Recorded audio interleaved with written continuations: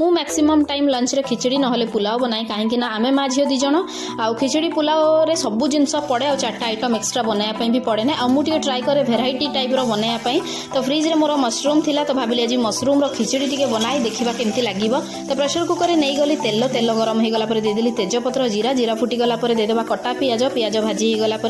अदा रसुण रो पेस्ट मुझे रेडीमेड नहीं आप घरे तैयारी करके भी नहीं पारे अदा रसुण जो स्मेल पड़ेब देदेबा कटा आलू आलू को भी टिके भाजी दबा आउ देदेबा जी सुखा मसला सबको अल्प टिके पानी देकी कषिदेबा ना तलू पोड़ीज आउे देदेबा कटा टमाटो टमाटो जो सफ्ट हो मशरूम देकी भी टिके भाजी दबा आउे देबा चाउल और डाली मुझे अरुआ चाउल और मुग डाली इक्वल क्वांटिटी रे नहीं आकु 15-20 मिनिट मु आगुरु बतुरेकी भी रखी देइथिली चाउल डाली की भी टिके भाजी दबा तापर पानी देकी धनिया पत्र टिके देदेबा आ 2-3टा हुइसिल आसीबा जाय कुक कर देबा तापर फ्लेम ऑफ कर देबा बस एटी रेडी हे गला हमर मशरूम खिचड़ी या संगे बस खाली रायता ही दरकार आउ किछि नाही बहुत टेस्टी हेइथिला।